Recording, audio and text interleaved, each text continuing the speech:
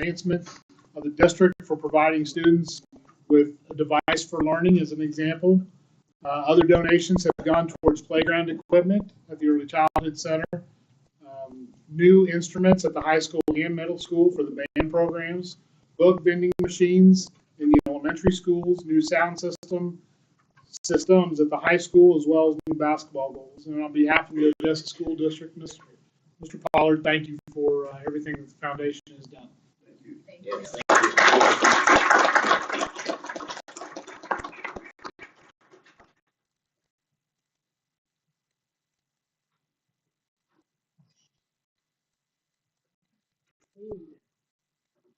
Academic focus. And we have upper Mr. LeBoot. Anywhere, yeah. All right. Well, guys, thanks for giving us the opportunity to highlight a pretty special group at Upper Elementary. Kind of started as a passion project, a little pet project last spring with Mr. McCauley and Mr. Lawless. Through a lot of hard work with them, our kids, our PTO and their parents, some fundraisers to pull together some resources. They were actually, if you were at Puddle Jumpers this summer, they were actually one of the booths and one of the highlights there. And then getting that group back together for the fall, they're excited because they're going to make their way into some competitions. I think, is it November, December? December is just what we're looking for, right? December 14th. So it is our OUE Robotics Club. Like I said, Mr. McCauley is our STEM and computer lab teacher as a sponsor. And then Mr. Lawless, one of our fourth grade teachers, pulling this group together. Kiddos, when I call your name, just stand up, and we'll go through our group from here that's here too. We got Lexi Bainbridge, Bennett Burke, Olivia Dale, and I know some of the kiddos aren't here, but I still want to get them recognized up. Kim Dang, Ian Fisher, Finley Seals, Hunter Stevenson, Hazel Tilton, Austin White, Chris Wolf. And these guys, they meet through the week for a pretty good chunk of time in the evening, and put a lot of time and a lot of effort into getting ready for their competition. But also, too, we think a lot of things they're covering is going to hopefully transfer into some life skills for them. That competition side of things, and who knows what it's going to be as far as a job, maybe sometime down the road for y'all. I know that may seem like it's a long way, but we'll get it before you know it. But I'll kick it over to our sponsors and let them highlight all the good work that they're doing.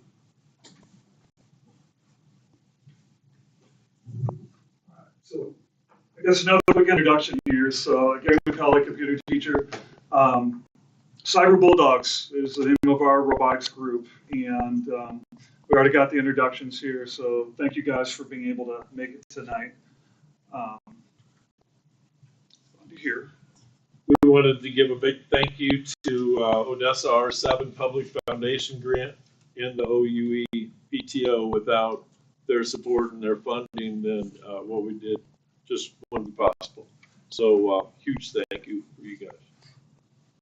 Now, what we did with the funding was we bought 3 robots and 2 expansion kits, which allow us to hook up several attachments and do certain things and tasks with the robots in Lego or FLL competitions. First Lego League. So At these competitions, you'll go into let me get the volume up a little bit. You'll say a presentation and show them your innovation. This is an example of what the FLL competition will look like for the kids in December. At the end, we'll give you feedback. Then we do 3 real competition rounds, and there's different missions, and those different missions equal different points. And when you get those different missions done, those referees that are with you on that table, they add up all those points, and you get scored. There's like 50 teams probably, and we all compete against each other. But our main rival is the Chargers, because they're from Singing Hills. We still kind of work with these small little robots, but then once you get them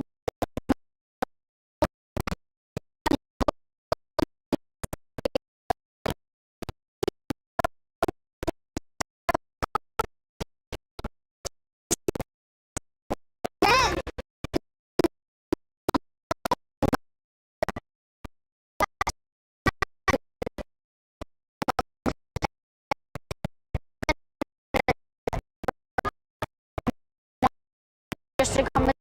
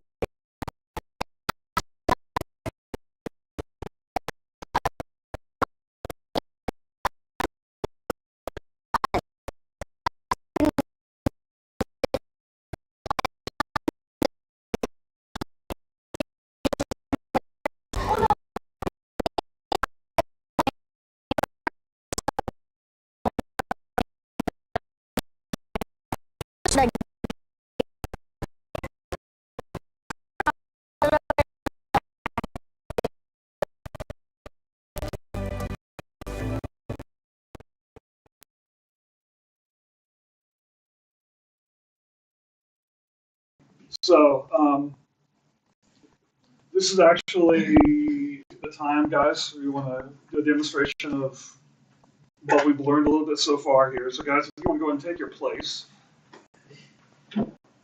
So the competition that we're in is called Submerged. It's an underwater theme.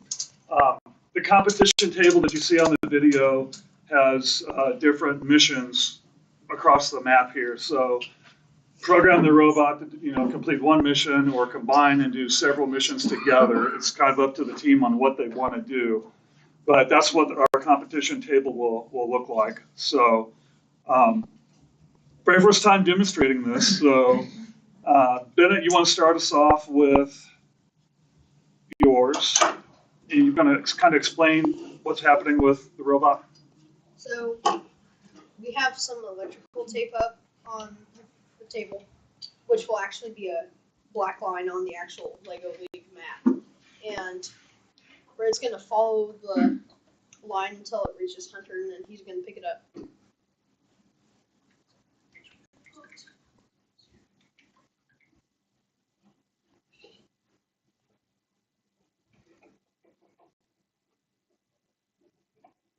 Who programmed this one? Okay.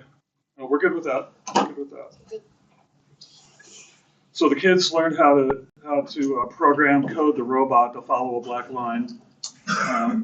So the software that we use for the iPad that Ian is holding here, they went through the tutorial and programmed how to do that.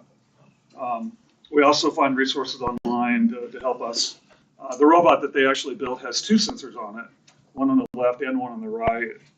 So you can do it with two sensors or with the one. So that one following the line is kind of a huge deal. It makes it easy for the robot to get from point A to point B following a line. So, all right. So Hazel is up next. This is mission 9, and we coded it to move forward and catch the squid into the bucket and bring it back.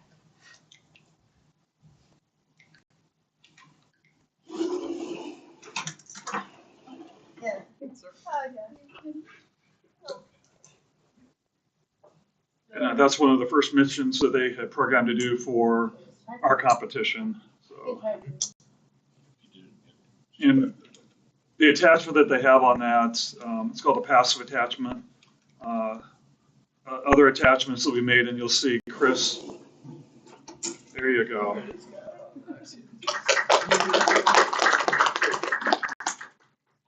Chris's robot has a motorized attachment, so we have two different types of attachments to go. So, Chris, if you want to tell us about the robot and your task here. So what this robot does is it has a lift arm on the front that is controlled by a few gears that will lift it up.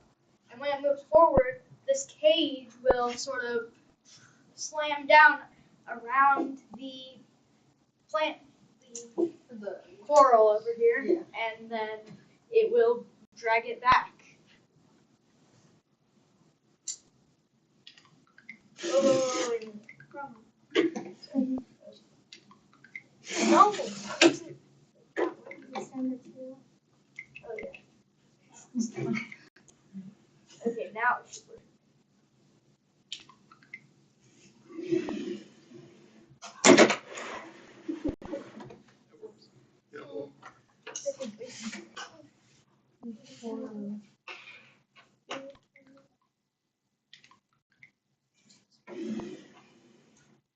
It's, got it.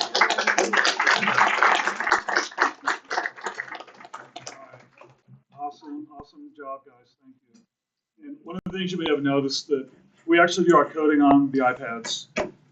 Once we have our program set, then we can download the brick of the hub, the brain of the robot there is where we can download our program to. And you saw Chris pushing buttons on the hub there to actually run the program. So coding it and downloading it and then running it right off of the robot. All right, ladies. Judges at the first Lego League competition is looking for gracious professionalism and cooperation. Cooperation is showing that learning is more important than winning. Teams can help others even as they are competing. Gracious professionalism is a way of doing things that encourages high quality works, and it emphasizes the value of others, respects and individuals and the community. The Cyber Bulldogs thanks you for letting us share our OUE Robotics Club with you tonight. Thank you. So cooperation and gracious professionalism are the underlying, I would say, vocabulary words for the competition team. So a team that they may be competing against, if Mr. Lawless's first team back, when we did this the first time, one of his kids tripped, dropped the robot, and it shattered, and he only hit an hour before the competition. So getting the help to get that back together was part of the gracious professionalism. So even your competitors kind of step up and help you out when needed. So, all right. Pictures. I want to skip that just for the time's sake here. So pictures of the kids at the puddle jumpers. We're able to raise money for our T-shirts and for hopefully another expansion kit. There's our competition table with our mission pieces and everything. And this is our very first mission that we had completed. So obviously mission 9, collecting the octopus there. So the important date for us is going to be Saturday, December 14th. We'll be at Knob-Noster High School. It'll be an all-day event. We're supposed to find out actually by the 14th if that's actually what we're going to be going to. So, and we also found out yesterday there are 152 competition teams for the Kansas City region. So we're one of 152 that will be competing. So we're excited about it. All right, guys, thank you so much for letting us present tonight. I appreciate it.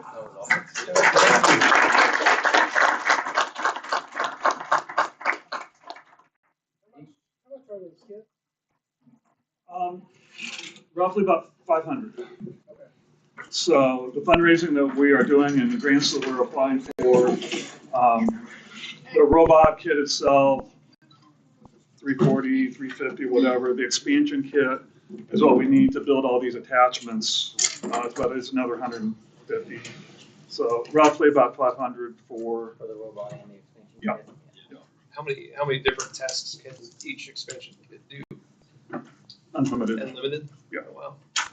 You guys have extension kits now for these? That's what some of those are, We have right? The arms and the. We chose to buy 3 robots in case to kind of get the most bang for our buck. Yeah. And our goal, again, with hopefully possible funding we get this year, we're to get more robotics kits, and that way we'll bring 4th grade on in the 2nd semester, and that way we'll have robots for them. And actually, our goal is for this awesome group here to teach our 4th graders what they've learned about coding, so that this year's 4th graders will be next year's competition team, so we can kind of keep that momentum going. So I'm telling you, this is it's an awesome bunch. Yeah. We got some coding superstars, and take that one step at a time. If it doesn't work, figure out, okay, one step at a time, and they are awesome with it. So We'll be watching them on BattleBots before we know it, right? Well, I love that show. My son and I watch it all the time. So. I'll tell you, I hope that we can grow the program so that they can continue to do this even in middle school.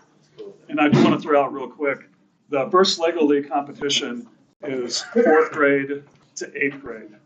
And when we go to the competition on December 14th, they're going to be competing against middle school teams, 8th graders. So it's not so much a competition against the other team, it's our personal goal to get as many points as we can.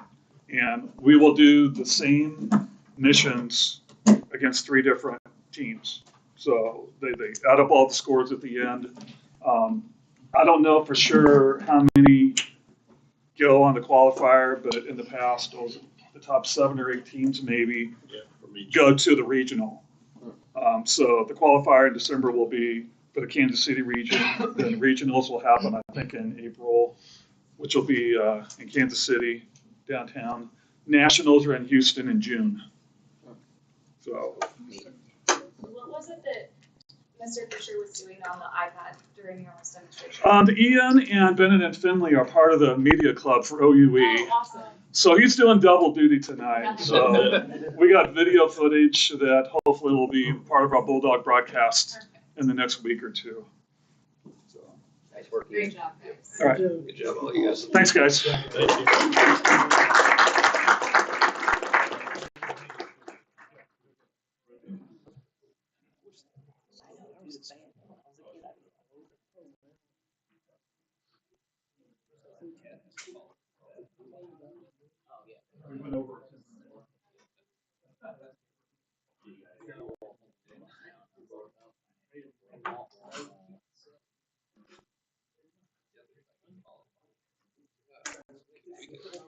We did that for this.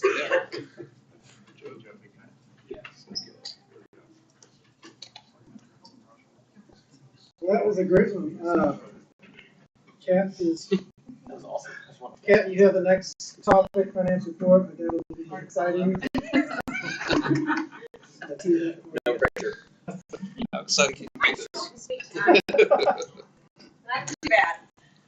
Financial update for this month. The payroll department has prepared and submitted the annual GASB 68 filing. This is an annual compliance report that is conducted with our retirement system, PSRS and peers. We are still on track for the district auditors to be at the November meeting to present the 23-24 audit to the formal board approval. And we have updated one of our investments with the bank. We have turned our 9-month CD investment into a 12-month CD investment. The new interest rate for this CD is 4.07%. Currently, this CD has a balance of $512,715.07. Next interest payment will be in April, and the district still remains with 5 active CD investments with the Bank of Odessa. That's it. Yeah. Exciting maintenance report. So a few things we have going on. First off, sidewalks. We talked about this last month. So KTI has been here taking the core samples. We're just awaiting the results on that for the warranty work. A couple of projects ongoing. Exterior lights on buildings, but that's been elevated a little higher priority with Halloween coming up. So make sure we've got light everywhere. I got a question for you on that. Is there, I know we're waiting on LED like conversions and stuff like that. Is there no way we could just at least get them running? I think we have some bulbs for some of those. So the problem he's running into also is the wall packs aren't the same. So they're different bulbs, but yes, we're. Nothing else, just Because I know there are some areas that are pretty dark. yeah. FMX, the new program, is up and going. There's a slide. This is just kind of a little sample of some of the reporting that system that we purchased recently can do. Just types of work, the people doing the work, and the timeliness of the work. That's just one screen that I screenshot just so you can kind of see. It's not as relevant now in the early stages as it will be a year from now when we really are diving into what's going on. So that's more of an asset management type. Yes. Keep track of what we have. Yeah, kind of baby steps at first and just starting with the work order piece of it and then get into putting the assets in. Did that come with training or anything you kind of use it for? Yeah, for Mike. I mean, Mike's the one that's been doing it all. He's sent out some training videos as far as and putting on a work order or looking at things a little bit. So just also working on replacing some numbers, damaged numbers like on the windows for some safety as well, doing that. And then lastly, looking ahead to the summer from some of our discussions recently, we've had an asphalt company on site to assist with the parking lot out at Upper, starting those discussions. Same with turf and track. I've had some folks on site to look at the baseball field and the track. The roof company has been here to reassess the roofs that they did in that roofing plan, just to kind of see is where they thought we were 3 years ago. Is that still true? To speed up or slow down on anything? And then the high school gym floor sanding and repainting, that's all scheduled up for the summer as well. So looking ahead to that. Roger, sorry to put you on the spot.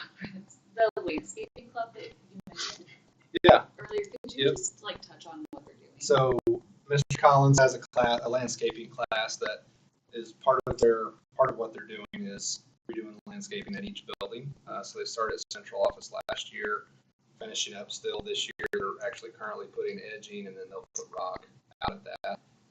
And they go through the design, the measurement. You know, each student or a group of students designs what they think it should look like and take measurements. They'll move it to the middle school next, and then once they finish that, then I think the plan maybe is here. I'm not sure the order.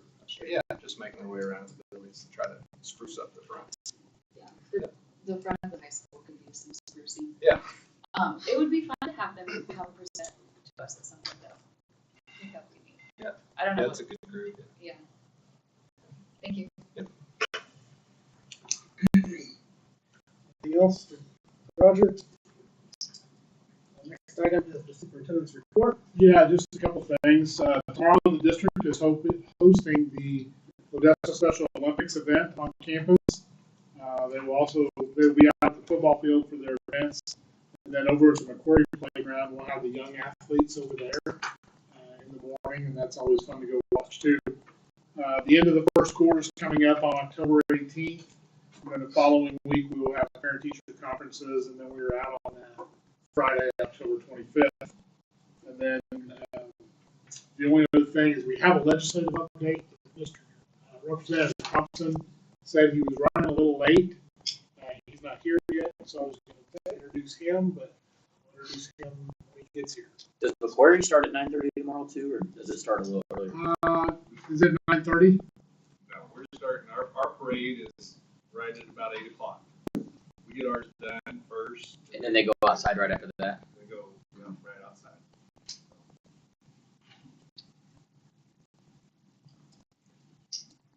Okay, we'll circle back then if Terry walks in the door to him now. Always good to hear from him. We'll move on to our discussion items. First being the R-VII update. R-VII update, yes. We're wrapping up R-VII, which is always fun to dig into the data. It's kind of the most exciting and just cool part that we get to look at. So I believe you guys all have these in your board packets. So I have kind of just completed a report that is similar to last year's with this year's beginning of the year data. So this first page, and I apologize for the typo, this does not represent K-10. This actually represents first grade through 10th grade. With additional assessments that kindergarten has to give, it was new this year. They had to do those at the very beginning of the school year, which then pushed the iReady window back a little bit for kindergarten. So they're actually wrapping that up this week. So we'll have kindergarten data to show once that's finished. So this represents first grade through 10th grade, ELA and math as a whole. So again, refresher, green is students are at grade level or above, which is excellent. Our yellow is one grade level below. So at the beginning of the year, what we do expect to see is students in that yellow area, because that is telling us these students are ready now for grade level content. So a second grader last year, if they scored yellow in third grade, that means that they're where they need to be. They're ready to learn third grade material. So at middle and end of the year, we should expect smaller yellow chunks and more green. And then vice versa. In the red, you would expect to see smaller red moving into that yellow eventually to be all green, which is the goal.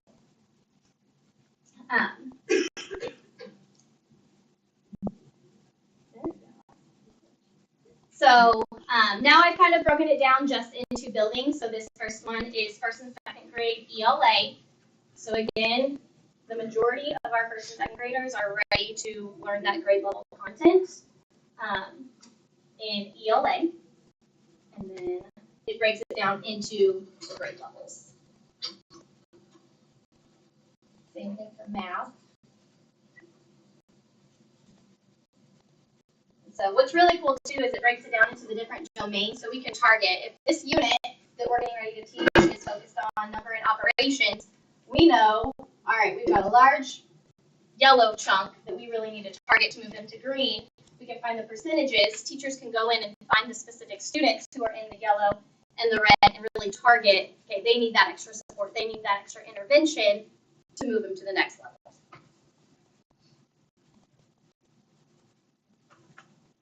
This is upper third through fifth grade ELA. So Amanda, why are we so strong on those top two and struggling with the bottom four? Top two up here. Yeah. So phonological awareness and phonics, these are your core foundational skills that are typically taught in your kindergarten and first grade. Once they reach, I think, fourth and fifth grade, phonological awareness is not assessed because typically we should have mastery in those areas. Phonics and high frequency words, these again should be mastered. This is just going back. We've missed the boat somewhere. We need to go back and we need to teach these kids those foundational skills. Once we've mastered these, then the rest should all kind of fill in. Okay. So I will say we have kind of noticed why are these foundational skills in third, fourth, and fifth grade lower than we would expect. So we are using what a kindergarten, first grade teacher would do in their classroom, youth integrity, and those third, fourth, and fifth grade classroom teachers are using that instruction to fill in those gaps. So same thing with math.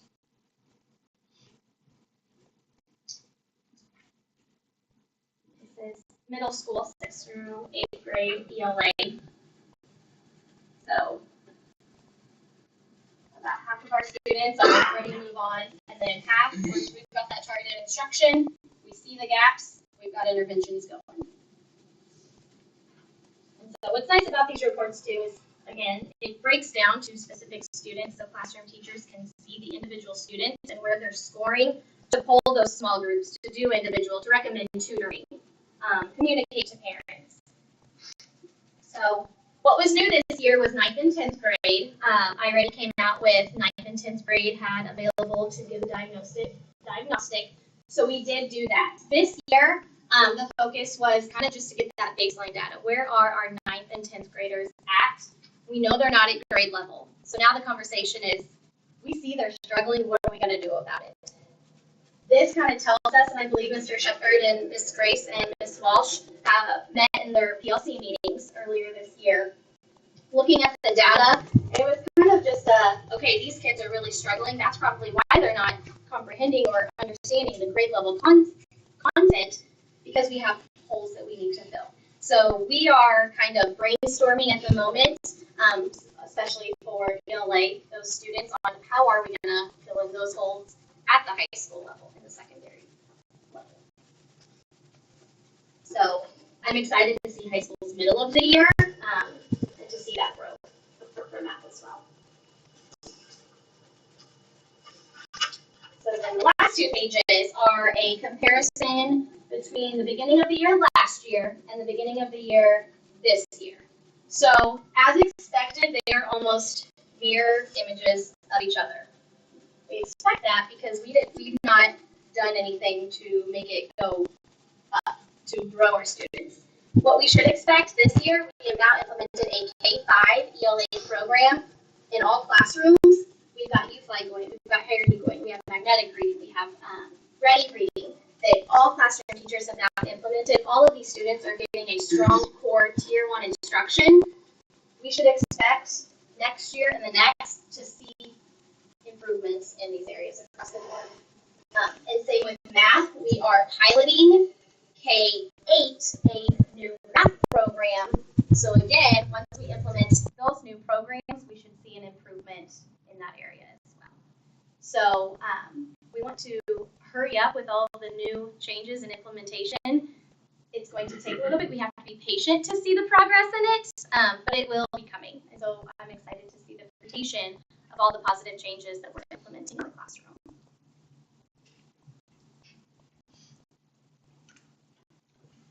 I think it's really neat that, I mean, since we switched over and started doing this already, it gives us a roadmap of like where we're falling short and, yes. and where we can focus on helping these kids, yes. Get better at the things they're struggling with. Where before we didn't have a roadmap, exactly. We had no idea, where they were falling short. We just knew they were falling short. Exactly. And so kudos to you guys. The R-VII program is so nice because you can specify the skills that a student is missing, and teachers can go in and assign assignments through R-VII to target that skill. And so they'll do that, they'll monitor it so they can see, okay, they have failed a couple assignments, I need to go back and do something. There's obviously a skill still missing. I'm definitely pro R-VII. So I'm excited to see middle of the year when we get that.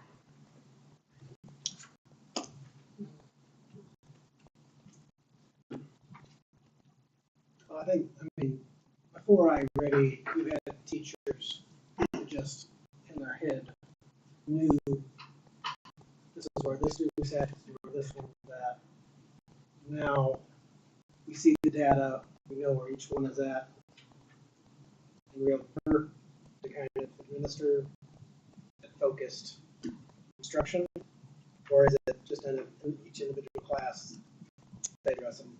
Right now, it's just in each individual class. Our tier 2, tier 3 title teachers, they are pulling from different classes. So. Is in the secondary buildings, is an individual grade given to the students so that they're actually trying, or is it just like a participation grade? I don't know if there's. At the high school, we don't give a grade because I think the grade should be evidence of learning, not a compliance grade. At the middle school, we do grades in 8th grade because we learned that they need a little bit of motivation. So that grade is that motivation for them. So they have to do 40 minutes of math a week, 40 minutes of ELA a week.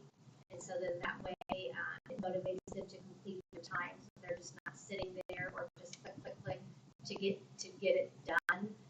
So they need a little bit of motivation, we feel like. So I think that's what we noticed mid-year. Last year was a grade level at the middle school had dipped because they weren't trying as hard. So yes, kids like incentives. Yeah, so we actually had an R-VII trainer come to the district yesterday for our professional development day and gave us a bank of different incentive ideas. So we've got like 237 different ideas to choose from. So Amanda, on this R-VII, so when we have our parent-teacher conferences, are the parents kind of brought in to where your child is? Yes. And where they need to be? Yes. So these reports will be given to parents at conferences. The teacher will explain kind of here's their baseline score, and then it gives the parent a grade level equivalency. So they could have scored so a third grade student could have scored third grade in phonics, high frequency words, but scored at a first grade level in comprehension. So the teacher is able to explain to the parent, you know, they might be proficient in overall in reading based on the Lexile score, the overall number, but there's holes we need to fill. So that is all explained, and the plan is to do that at conferences. So we have parent reports that it's very language friendly for parents to understand. It doesn't have all the educational lingo that sometimes we can get lost in. So yes, those will be communicated to parents. It just looks to me like if we're going to make the gains that we need to make, our parents will have to be involved. Oh, 100%. Absolutely. I mean, our teachers, we can only do so much. Motivation, we talked about. Yeah. Yep. But that gives them a roadmap. That helps them identify, okay, this is where they're struggling. Yes. This is where we need to focus. And it helps them get on board with, okay, let's try and buckle down on this and help out. So I think it works across the board. And this conversation actually goes into the next piece I'll talk about. Anything on I-READY before she rolls into it? Go right ahead. Okay, reading success plans. So there was legislation that passed last year, a Senate bill requiring reading success plans for students. Last year it was required kindergarten through third grade. So new legislation came out, and our district was required to create a reading success plan procedure, policy, kind of guidance to follow district-wide.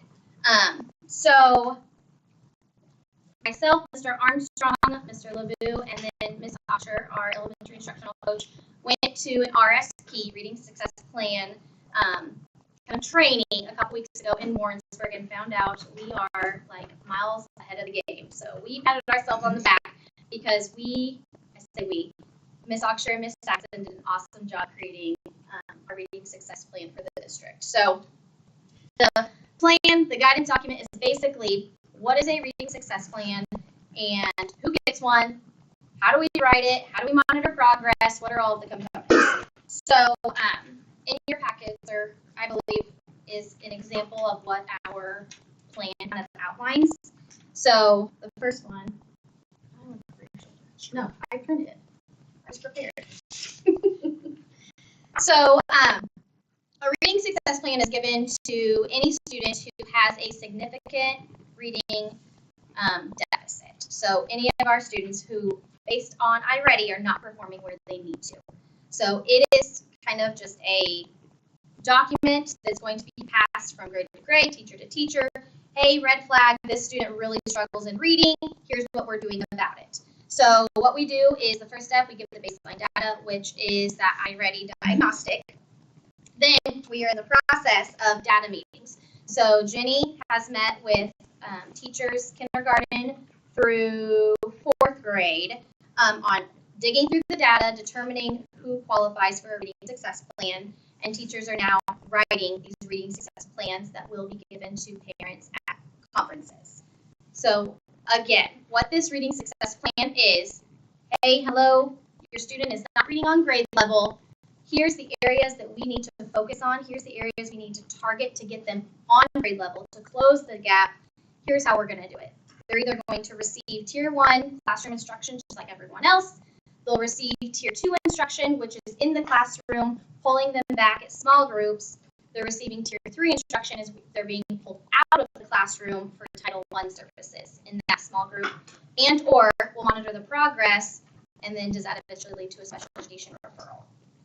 So within a reading success plan, on page 2 is basically how we determine who qualifies for a reading success plan. So this is right from DESE. They put out this guidance document. I-READY gives us what these cut scores are, and so we literally go through every student who took the I-READY, how they score. Are they proficient? Are they where they need to be? Or they're below grade level, we got to intervene. We got to do something. So that's how we determine reading success plans. Part of it is communication with parents. So any student that is on a reading success plan, we have to have 4 times throughout the year to communicate with parents. So our first one is going to be at conferences. Your student, here's their scores. they're getting a reading success plan. The remainder of the year is giving parents progress. We're going to progress monitor every 2 weeks to keep updated, efficient data, communicate that home to families so that they're in the know. Provide them with opportunities and tools that they can use at home to help their student as well. There's an opportunity for students to exit out or get off of an RSP, and that is when they are performing on grade level, which is always the ultimate goal. So students right now, K4, are writing new or initial or existing RSPs. Then what we found out, which was new to us, is any student K through 12, if they have a diagnosis of dyslexia, we are also going to write an RSP for them. The secondary grades right now, the main focus is communication to parents. Hey, we realize your student has a dyslexia diagnosis. We're aware of that. We're going to make sure we give them the tools they need to succeed in the classroom. And then it's also to communicate teacher to teacher. Hey, did you know so-and-so has a diagnosis of dyslexia? I'm doing this in the class. Oh, I didn't know that. Thanks for letting me know. Now we have a document that's going to travel, and we can identify those students to provide them the supports they need. We recognize that they struggle, they're below grade level, so it's our job to help get them where they need to. Does the district, sorry to interrupt you, You're does good. the district diagnose kids with dyslexia, or not diagnose, but if we suspect and the kid doesn't have a diagnosis, we have the ability to have a conversation with those parents and say, hey, we think this is going on. And this, obviously, this Yes. plan is going to help us Yes. get to that point. We can do, it's required kindergarten through 3rd grade to give students a dyslexia screener to see if they are at risk for that. And so that's just another conversation. So I know, like Cooper, for instance, he has it and he's been diagnosed. Okay. We spent the money to take him. Okay. But for like me, even though I was a parent that was involved and we read books and we did all the things to try to make him better, I was ignorant of diagnosis, and it's been life changing for him, like an ELA and stuff. What about the kids that don't have the ability to, that have an outlet with parents that could potentially, track this down? To receive any type of support here, they don't have to have that diagnosis. Having these cut scores in place and having this plan to literally go student to student, we should be able to catch all of that. Yeah. That's awesome. Amanda, I'm really glad that you presented on this. I didn't realize that this was in place last year, so I'm happy to be learning about it this year. And I'm glad that we have this template now for the teachers to go through, and they're not just trying to fill it out themselves. Yes. I got some feedback that it was really cumbersome last year for the teachers to create these documents. Mm-hmm. So are the instructional coaches able to help create these documents this year to take some of the weight off? Yes, so we kind of revamped the form that we use. We provided teachers designated time to write them with the coaches. And what's really nice is it's on one of the last pages of the document, is once we know what a student needs help on, so phonics, awareness, comprehension, whatnot, the teacher can go to this document and we have linked the lessons that they can do. So they don't have to do any additional lesson planning. It's all given to them right then and there. So yes, we're trying to take something off of their plate that we are able to, so that they can just focus on the teaching. Thank you.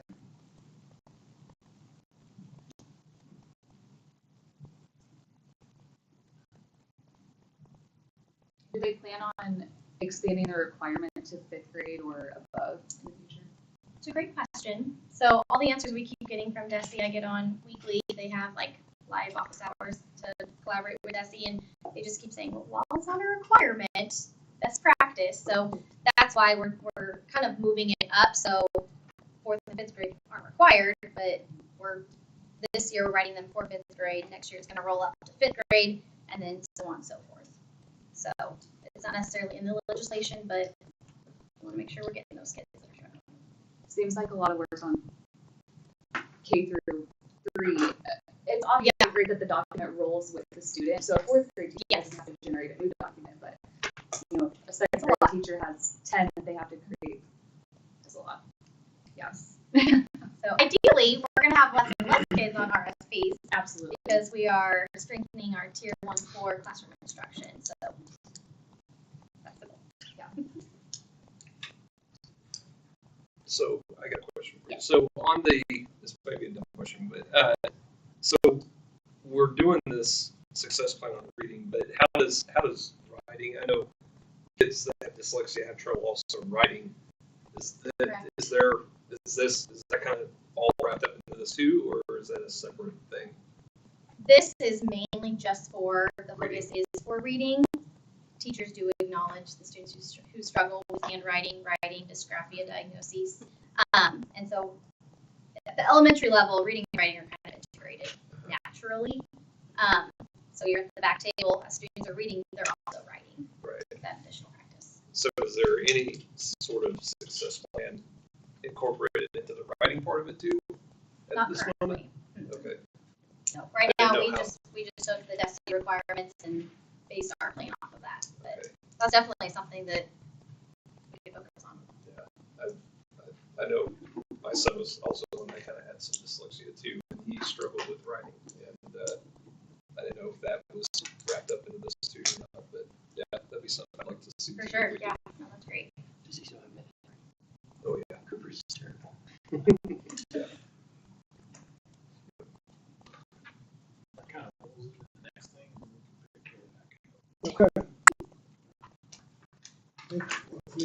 Me again. It's for Okay. Oh, okay. Busy. Yes, curriculum handbook. So I have highlighted a couple of changes in the curriculum handbook. So we have had a curriculum handbook prior. So a summary of the changes really just includes the language that was used, defined that, common terms throughout the handbook. The goal of a curriculum handbook is to explain and outline the importance and implementation of curriculum within our school district. Curriculum is what we want our students to know and be able to do. Therefore, the plan is updated to reflect any changes that was needed to address state standards and student needs. So, an example of how our curriculum handbook can be used is our most recent implementation of our K-5 reading program. We piloted it, implementing it. We're going to critique it after our first year, make any changes, updates that we need. So we are constantly changing our curriculum to best meet what our students' needs are. So next year it will be math. This year we're piloting math. Next year we hope to implement a math program. We would follow that same cycle, and then we'd go into science, social studies, other content, exploratory areas.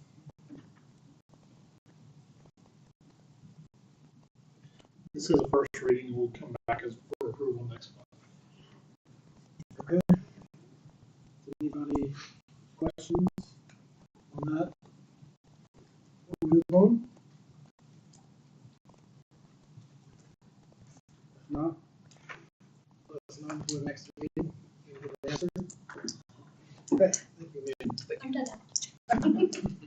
We are going to circle back to Representative Thompson and let him address us, as he typically does once a year.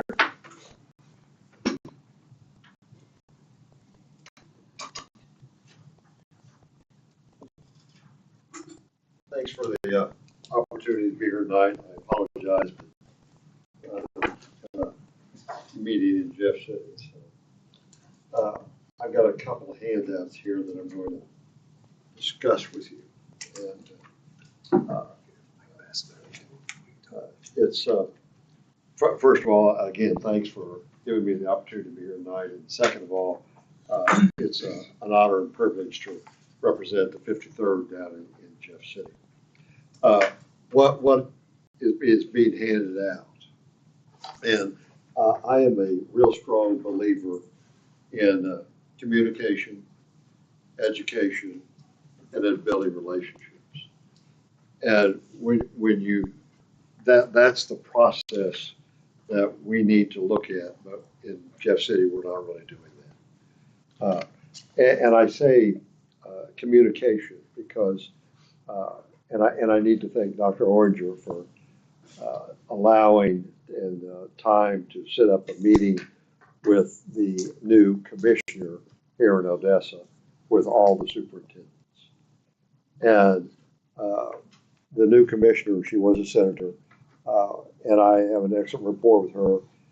And we met for over an hour, and I made a commitment, and she made a commitment that there would be better communication with DESI and the legislators. you get tired of DESI blaming legislators for things that got passed. And then we blame DESI for things also. So we've got to establish better communication. And out of that meeting, she came up on her own time and met with all the superintendents. And I felt was very positive, very relaxed, and really good questions. And we're building off of that. And that's what we've got to do. So, I thank you for doing that, and it certainly was great. On what I just handed out here, to beat an incumbent, something's wrong, and it didn't work, right? So, again, communication is just so important, right? And also, when I talk about communication, if there's an issue, again, we start building a file. And often when you kind of vote against leadership or vote the wrong way, you get kind of pulled into the office and, what's going on here. And when I walk in with a file that's this thick or thicker, and it's correspondence that I've got from the superintendents, that's the way I vote, right? And, I'm a team player and everything else, but then yet, again, I trust, I respect, and I've got a good relationship with the superintendents. And sometimes not everybody agrees, and that's okay, because we look and listen to the other side. So, again, that's very, very important. I'm one of 163, but I want to apologize to the district for, number one, the 2 years ago, it was Senate Bills 190, which is the real estate, freeze real estate taxes for seniors. When it passed, there was some concern. There was not enough time to get it done. And so the second year, which was last year's session, we came back. And instead of saying when you're eligible for Social Security, we gave a specific date of 62. And then also made some changes. But every county has to adopt it, and every county can have something a little different, right? Ray County, which I represent, has adopted it. And then also Lafayette County, they're looking at it, pretty sure they're going to, but they have not at the present time. But in that bill originally, and still in today, is when the taxes would increase on that property. And remember, it's frozen for the taxpayer.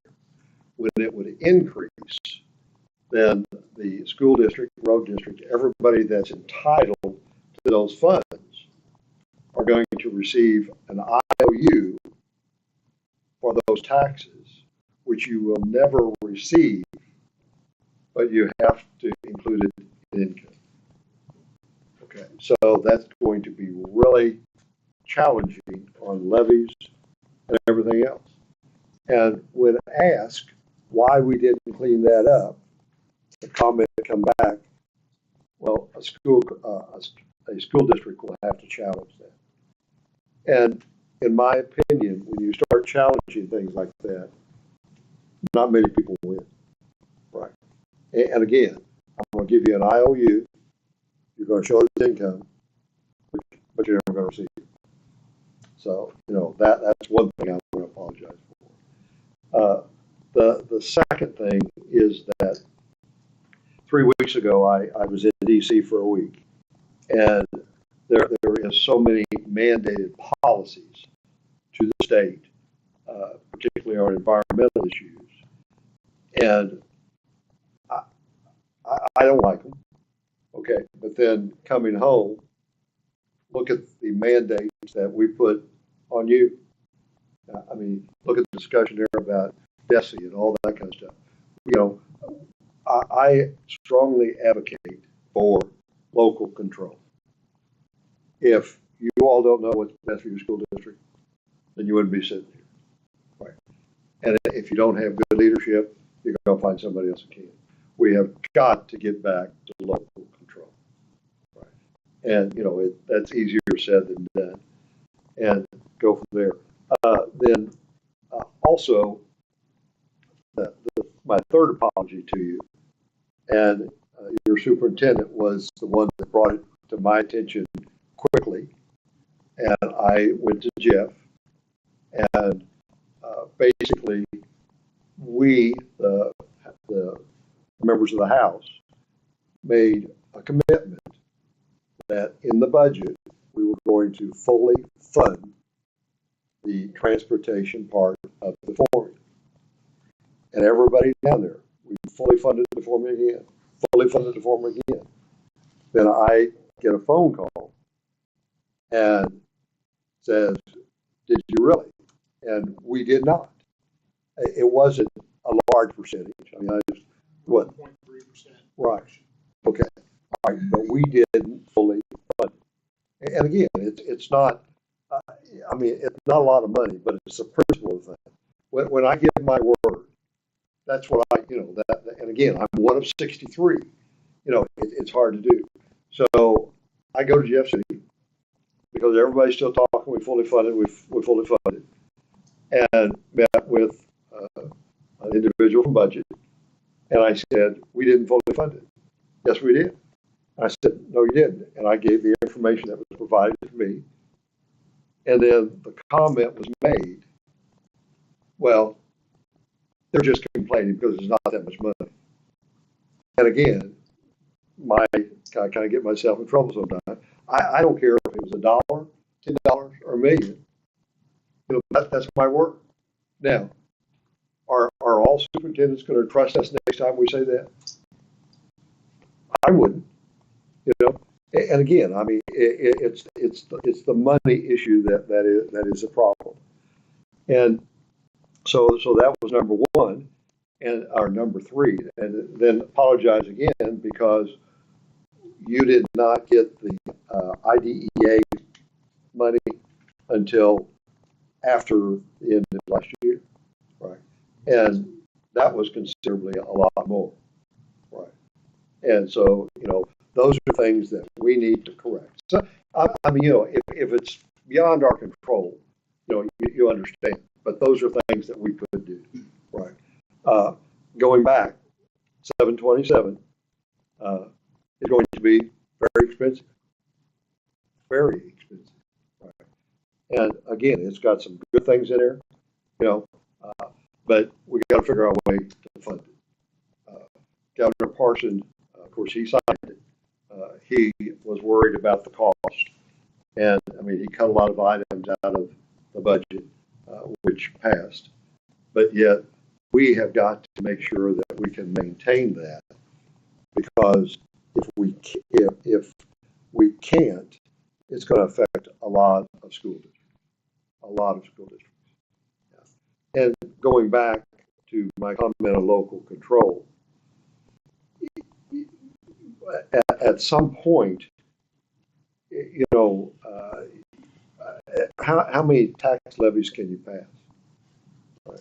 You know, I mean, and again, I mean that's a challenge, and I have made the comment that the feds, but you'll never get it, the state, the county, the schools, the cities, the road districts, everybody else need to be more accountable. We all do, right? And if you see where it goes, you might not agree, but then yet, you know, it's not enough. So we have definitely got to do that, right? And the information that I gave you too, my assistant, which is new, she came up and spent 3 days in my district because she wants to get to know the area. And we met here, and she was impressed, and I'm sure now that he gets his information faster from her than he does from me. So you know that's really good. will tell you that bills can be filed December the 1st. And that there is going to be several bills that's in a process of being researched and drafted now that wants to eliminate some personal property taxes and et cetera there. And if I take money away from you and I still want the services, you got to have a different source of funding, right? And I don't like taxes more than anybody else, but then yet here again, we need to be more accountable to you, right? So it's definitely going to be a challenge. Finally, I am sure that, and I think that it will originate in the House instead of the Senate, that there will be several bills on school choice. Right? 2 years ago, that was a hot topic. Last year, wasn't even discussed. So I'm really sure it's coming back. But again, the thing that I really feel good about is that we are really trying to establish better communication with DESE, right? And there's definitely some problems there. And the new commissioner, I think, is going to listen and then make some changes. But again, I thought that our meeting, which was the first one that she did, was really good. I mean, open communication, respect all the way around, and go in that direction. So, those are things that I think will affect the school district. There's some things that will affect the community too, but we won't go into those. But I would answer any questions.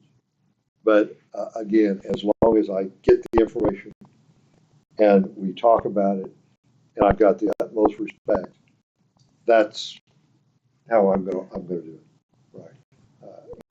So I just want to say thanks. And if there's ever an issue, he's got my cell number. He knows how to get a hold of me or whatever. But again, thanks for the opportunity. We've got to work together, and we've got to get back to local control. So, any comments, questions, or anything? I'd say thanks a lot. Look forward to your updates every year. Very much appreciate your ability to lead based on constituents, what you think you're representing. Thank you. And not the money. So. Right. And December the 1st, we'll kind of find out what's filed and kind of work on that direction. So, again, it's an honor and privilege representing you all, and I'm going to continue doing it as long as I can. So, thanks. Thank you. Thank you.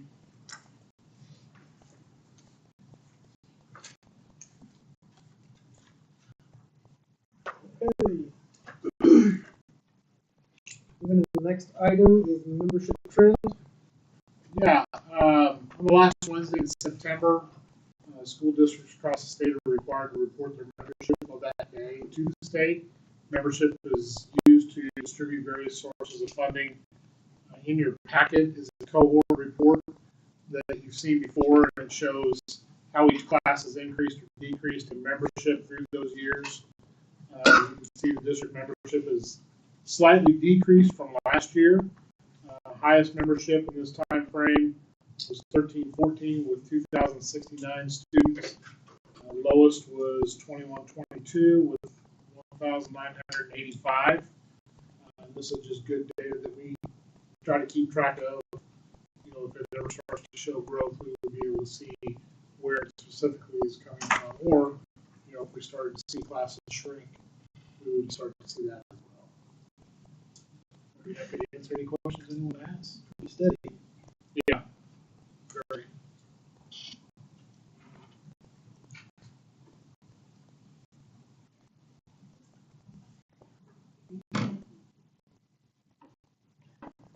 There's no questions. We move to the next item. Community survey results. Yes, sir. And I will introduce Mr. Rick Noble again from Excellence K-12, who will kind of go over the results.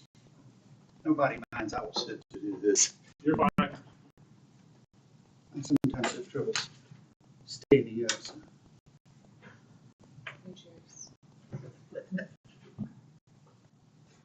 Okay. As you know, we just completed a telephone survey and an online survey for you. We, for telephone surveys, we get a brand new directory of both landlines and cell phone numbers. And that's what we use to call. We talk to 300 people. There's a margin of error of 5.6% with a surety rating of 95%. So I'll be sure at 95% that the margin of error is correct. The first thing we do on the survey is we ask patrons to grade the district performance. And then we do a weighted scale from A, B, C, D, F to 5.0 system. Top performing areas for the district were quality of technology, quality of education, safety of students, and preparation of students for college, vocational training, or employment. And those ranged from 4.29 to 4.14. The lowest score you got was 3.73, or value of the tax dollar spent, which is the lowest response in every school district in America. Value for the tax dollar spent is always low. But you got 373 on that. We have clients that's the highest number that they get on these is a 373. So you should feel proud of what you're doing and appreciative that your patrons are getting that and kind of understanding that. The next thing that we do is strengths and weaknesses. Your strengths provides a good education, high academic, strong curriculum. The second thing was don't know, and the third thing was strong community support, parental involvement. I'd like to see you eliminate don't know as a strength. In theory, we would like everybody to be able to say that this is a strength of the district, whatever it is. Talking about things that are needing improvement, don't know is number one, and that's okay to have that. People don't have a top of mind awareness of a weakness. So don't know, followed by they're doing fine, followed once again by managing finances and budget. And that's every school district. We then do a statement exercise to kind of test your patrons on civic mindedness. So we ask them, we read 4 or 5 things off to them and ask them if they strongly agree, somewhat agree, going down a Likert scale on that. Important to keep our buildings up to date, 98% strongly agree. Time to communicate, supporting efforts to keep our schools up to date, in good condition, working order, 97% agreed with that. Willing to support building improvements to be equal or better to the neighboring districts, 93% said yes. I'm proud of the condition of our schools, 78% said that. So you dipped a little bit there, which I wouldn't be surprised if it's the elementary school that you want to replace or rebuild. The one remaining statement was the district does a good job of listening and responding to community opinions. That was at 64%. So you got kind of 2 communication issues there that people don't think in general that you're as strong as you could be, and in the specific don't know under strength. Can I ask you a question real quick? Please. As far as that communication part, do you have just right off the top of your head like how maybe other school districts would compare to that number? To the 64% number? Yeah. I mean, is that fairly normal, or is it fairly normal? Maybe a little bit low. Okay. Keep in mind a lot of the districts that we work with, especially, have full-time communications people doing that stuff. It's a lot harder when it's on the superintendent who's got 100 other things that he wants to do, or the assistant superintendent. I wasn't concerned with that. Okay.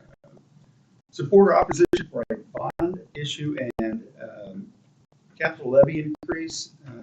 Kind of good news, bad news. You're good to go on McQuarrie. You got terrific support on that.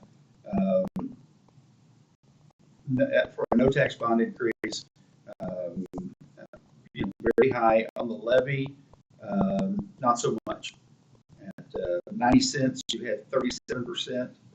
At 68 cents, you grew by 6% to 43. And at 45 cents, you only grew by 1 point to 44. So an opportunity, I would say, to educate people about why you need the levy and how levies work and that type of stuff. You have until, I'm assuming you're going for the no tax increase in the spring. Obviously, you have until January 8th to get your paperwork filed. If you want the levy in the spring, I would start today, tomorrow, on an information campaign, an educational campaign, to talk to people about the levy, see where you're at, 1st of January, whether you want to put that on the ballot. That would be my recommendation. See what else I got here. And I'm not going to go through the numbers on that. They're, as I said, they're fairly small. We asked people other than friends and neighbors, how do you get information about the district? Social media, usually Facebook is usually number one after friends and neighbors, and it is here. Second highest response were great. Website and newsletters, flyers, both at 20%. That's a really good number. So you should be happy about that. Final analysis, like the gentleman that was just before me, I owe you an apology because I talked about it in there not going in November, and of course you're not going in November. So I had a senior moment. Obviously, you should go in the spring. Macquarie is a slam dunk. Ask a second, if you want to bring the levy question up, ask a second question so that doesn't impact what's going on with Macquarie. And I think you're in very good shape for that. So you're saying the no raise levy is a slam dunk? Yes. Right. The bond. The bond. That's not what he's saying. Yeah, the bond. The which 90 is a cents? No, the no tax increase, $1.16, that extends what we haven't. Right, raised. exactly. But that's not enough for Macquarie. But that's not enough to do the whole bill. Oh, okay. I'm sorry. Yes, so the bond issue extension is a slam dunk. But the capital levy on top of that is what he. 84% on the bond issue. Say there was strongly support. And I think too, once the community, if we put out the information about like how long the process would be at no increase, and people see that, it's like, it's not going to happen without it. Once people can wrap their heads around that. To me, 30, we just asked them what they're out of the tax initially. We haven't told, we have not communicated anything like you alluded to. We've got a lot of work to do. But I also see it as a positive where 37% people have realized some Macquarie is in need. And we get to go.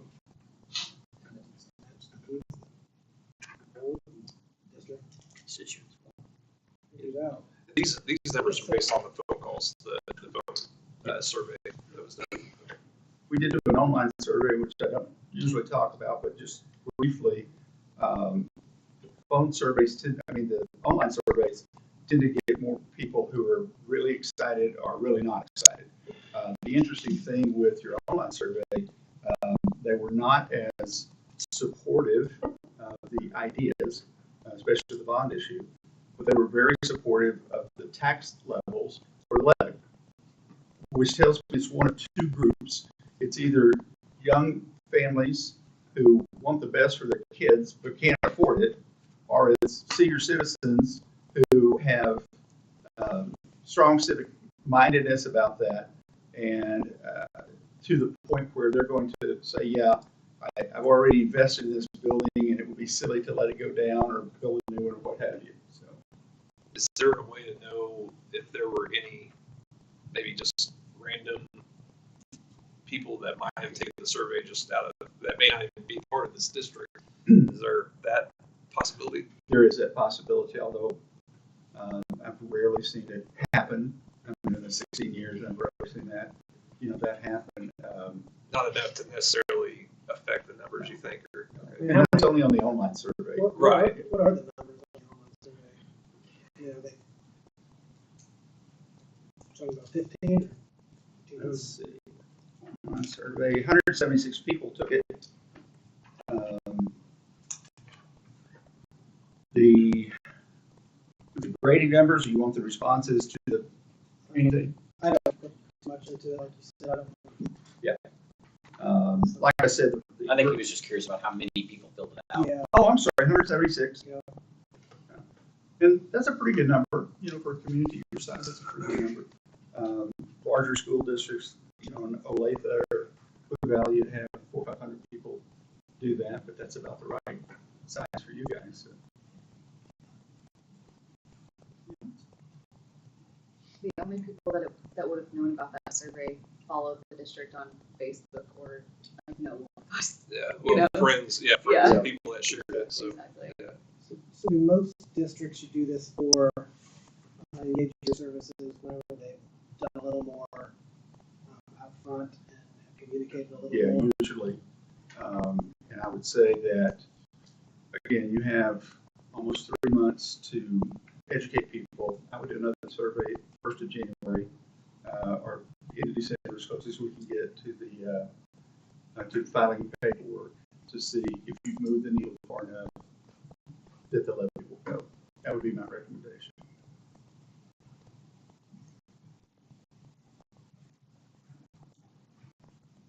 I think we have a lot of work to do.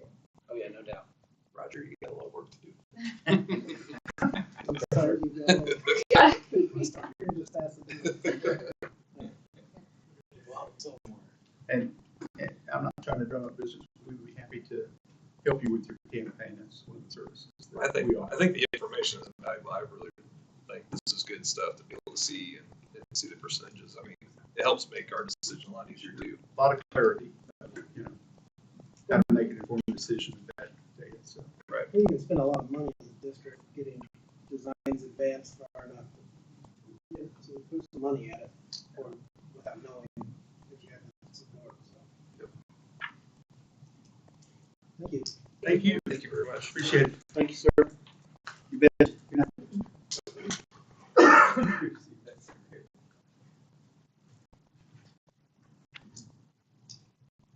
Okay.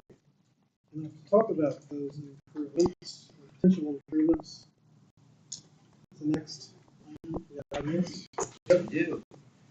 Good evening. Got a couple people, so I know you've heard me present a lot of times. Because we're going to pull this up. You two come on over here closer. I need to be able Are to we see the blocking? screen. I wore my glasses tonight and everything. All right, well, they're going to present. So this is Ariel Peisenborough. She's the studio director for our Kansas City office, and Dustin Curley, project manager in our Kansas City office too. So the three of us have been working through some of these options, what that could look like. What is it if it is just a bond issue, no tax increase bond issue, versus if we do work through some of that levy increase, what can that get? How long would that take to phase in over time a new McQuarrie Elementary?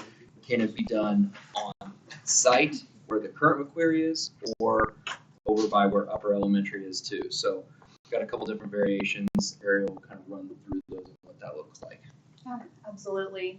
So everything we're going to be sharing on screen here tonight is a very high level look. There are a lot of unknowns in this process right now. So we'll just say that this was really meant to be an exercise in how much square footage can we buy with certain dollar amounts. So you're going to see certain program pieces. You're like, well, what if we did this phase 1 or phase 2? What if it went here? Really, all that's still up in the air and undecided at this point. This is just meant to paint a picture of what some of these scenarios could begin to look like as we look at the next steps of McQuarrie Elementary. Cool. And the dollar values versus what the phased in is based on, kind of what we talked about with the no raise versus those are the dollar. Yep. So looking at a no tax levy increase for one option in one scenario, and you're going to see multiple options for some of these, and then what it might look like if there was the next level of tax increase and that bond issue with that second question. So the first options we're going to look at here tonight actually study the existing McQuarrie Elementary, and I always like to say there are opportunities when we work on existing sites. And the existing site has a couple unique instances. So there's a geothermal field that's located, right there in the yellow box in the northwest corner. That's going to be something that just logistically, as we look at any concept on the existing site, is going to require a lot of coordination to work around so that while potential new work is going on site, the existing building remains functional for students, staff, administrators during the duration of that construction progress. So every concept you see is really going to be kind of working around that yellow portion, while also looking to maintain the existing gymnasium as part of that scope. So that allows us to take out about 6,000 square feet of new construction dollars and really just start to apply renovation budgets towards that square footage. So you will see some more economical options by utilizing this existing site as you start to look at kind of the high level budgetary numbers provided in each of these. So this first one here on the screen, this is looking at what if we could do an entire new elementary here, kind of on site in multiple phases as an all-in number. So you'll see in purple, I apologize, the text is a little bit small here. In purple, that's going to be relocating the admin area. Anything you see in pink will be some of your special functions, so media center, art, music, programs of that nature. And then orange and yellow would be looking at more of that food service component, so cafeteria, kitchen. Centralizing those program pieces that are utilized by the entirety of the building, they're more towards the core. And then in light blue, bringing out your classroom spaces into wings. In any of the scenarios we look at on the existing site, because of that geothermal field and also not wanting bullets to have to run a long way, we are looking at doing sort of a 2-story, 1-story split with this element. So I believe we identified sort of that northern portion there. Again, this is high level. We could look at a different wing being that 2-story, but just for diagrammatic purposes, that's what that is representing. As a part of that, there's a conversation to be had too with you all, with your community on, she mentioned a 2-story, 1-story split, meaning one of these wings is 2-story, the other one's 1-story. We could also have an option where they're both 2 stories and you could bring all different programming, ECSC or different things also into that wing and be built out a little differently as well. Are the hatched areas in that in this design? I mean, are those like closet spacing, like just maybe possible stairwell locations? So the hatched areas are actually going to be classroom support spaces. So whether that's collaboration, storage, restrooms, just trying to build in some of that extra program. So we're not just looking at the classroom component itself, but sort of the cohort as a grade level and what supports services would be needed within that wing. Okay. And you'll see that consistently through all these. The last piece to kind of highlight that you'll again see within these is a white hatched area at the end of either wing. And those are meant to just diagrammatically show where future addition could occur. And you can take that as far west as you want or as far north as you want, depending on final configurations and need of the district in the future. Okay. We're going to look at another one on the existing McCreary side. 2 more maybe. So the second one is just looking at that phased approach. The layout that we saw on the previous slide is going to remain exactly the same. It's just showing if we did a no tax levy increase, this is approximately how much square footage that would get us. So in this scenario, what we looked at maintaining as part of that program would be the administration, some of the specials, and then the food service component, as well as one of the classroom wings. This is all in another phase. Yep, thank you. So anything you're seeing sort of half-toned would be just that future component. Now, something to kind of highlight as part of that future component is we know that things don't get cheaper over time. So as far as future planning, or if this was carried out over multiple phases, there would be escalation costs that would need to be considered. Where right now, let's just throw out a big picture number, maybe that's $20 million. We would need to, depending on the timeline of when that addition could occur, add in yearly escalation to be able to account for just general inflation in the economy. And that would depend on how much we would free up every year. I'm sure we could do the calculation on that. Yeah, well, it would, to get another $20 million, it would be 37. 2037 or 37 years? 2037. Yeah. To get $20 million in with a no tax increase. So another 13 years, and at that point it wouldn't be 20 million. It may say if it goes up 20%, it'd be 24. The kind of old standard was probably 5% escalation a year. That was pre-COVID, and then we hit about 20% a year for multiple years. We've had multiple conversations. It's kind of come back to that 5%. Maybe we'd say 4 or 5% is what we've been hearing. 5% currently, but years. You know, unless there's a huge downturn in the economy where it goes down. I don't know that it's ever going to go back down. It might level out or something, but you also run the risk of something else that spikes it at some point. But yeah, I mean, for just conversation purposes, call it 5% a year for easy math. So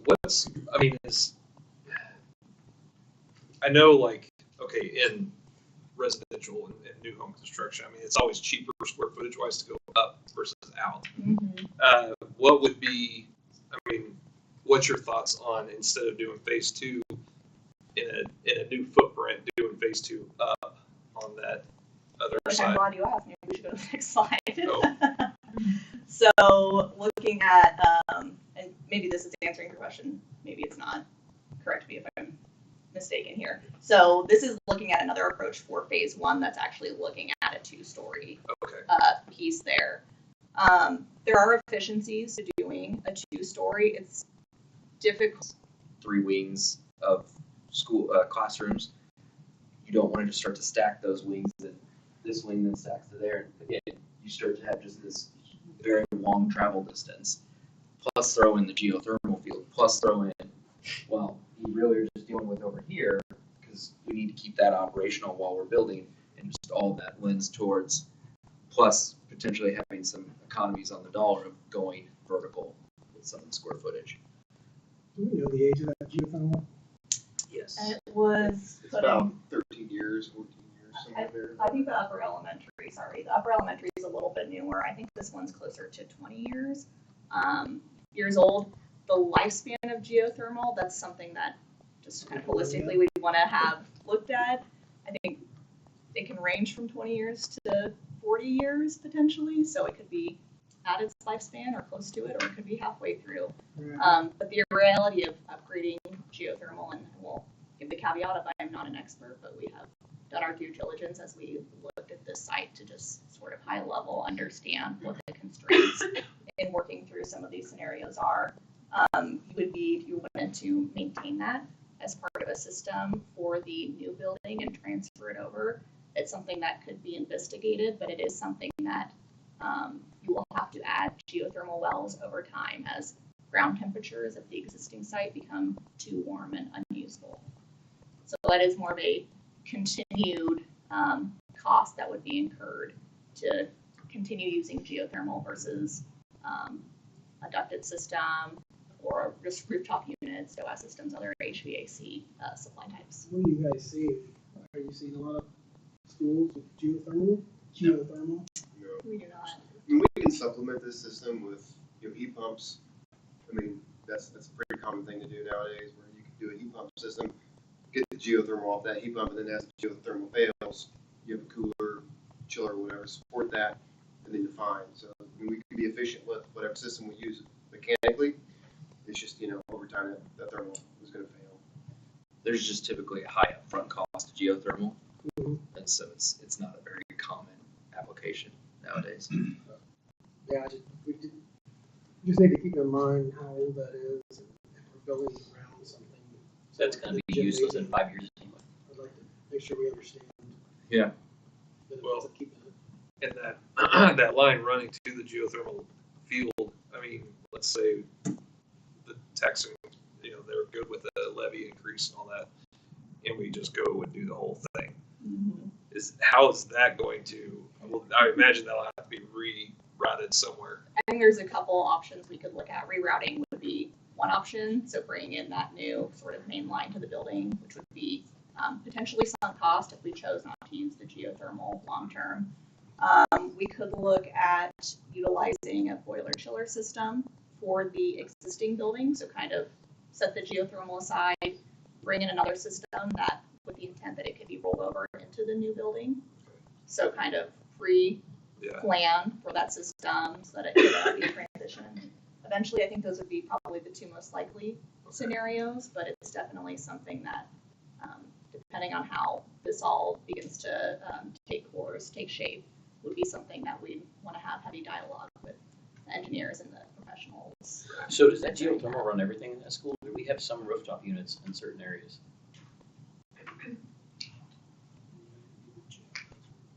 Does it? Okay. Okay. So, okay, so let's say no levy increase, we're just talking no tax increase bond issue.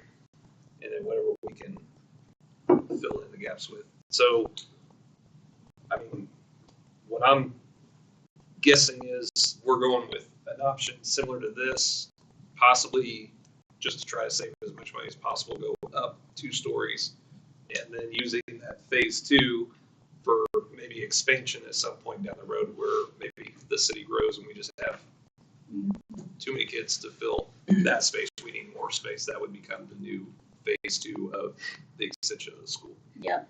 So I mean, if we were to look at just the no tax levy increase, it would be then a discussion of what program elements really need to go into that first phase. So then we would save part of the school. We would still save part of the elementary, and we would use that elementary if there was no increase for the next 13 or 14, well, potentially 20 years if it takes that long. If the price goes up that much, you're looking at 20 years, 21 years. Well, I think that's part of the You're looking at that right there. I think that's part of the conversation too of how long are these portions of the building remaining, and if it's more, if it's more than so many years, do we need to put dollars into this too, which then could take away from this? But then how long are you planning to keep that? I mean, it's just like a balancing act and trying to figure out what right levers to pull are. I mean, that's the math, right? The 5% a year. So if you said 14 years right now, but you got the increase, 5% a year, you're going to add, I mean, that's 50% over 13 years, 60%. So instead of I mean, you're really looking at 21 years because it goes from 14, half of 14, 7, 50%, 21 years to get it done. So how many classrooms are we gonna be short if we can't pass the levy raise and we just do a no rate or a bond issue? How many classrooms are we gonna be short of what we have right now? Well, this adds 16 classrooms. And what do we have? Compared to what do we have now? We wouldn't demo that. Yeah, this version. No, I understand. He's thinking how many classrooms are going to be left in that whole building. That's exactly what You're going to have you're going to have one full grade level and all of your ancillaries. So all your special classes plus all your special ed classes, all that stuff. You could put 2 full grade levels in that 2-story. Just classroom, like no more classroom. And old cafeteria. Well, that's the whole other thing. Either the cafeteria is going to be on the other end of the building, and you don't have a cafeteria on the new side, so now that new side is walking clear to the other side of the building. And then you got an administration office that's either going to be in 2 separate locations, or you're going to have a walk. What's that look like safety-wise? Yeah, it's just it's a hard. It creates a lot of challenges by not being able to do more. So yeah, a lot of fun questions, fun solutions to come up with. Opportunities. Hypothetical. Good. Yeah. So the other options that we looked at studying were on the upper elementary side. You'll see in yellow there is also geothermal located here on this site, so that is certainly something that we could start to study and investigate. But for today's purposes, we're going to be looking at 2 options. One is a 1-story, all 1 stories. You'll see 3 classroom wings there with 8 classrooms respectively. It looks a little darker here at this scale, but at the end of all 3 of the wings, it's all showing that room for a classroom addition in the future expansion. So Similar colors to what we saw on the previous plan. Purple is going to be your main administrative area. Specials and special education will be pink. And then food service will be yellow, orange, with the gymnasium being green.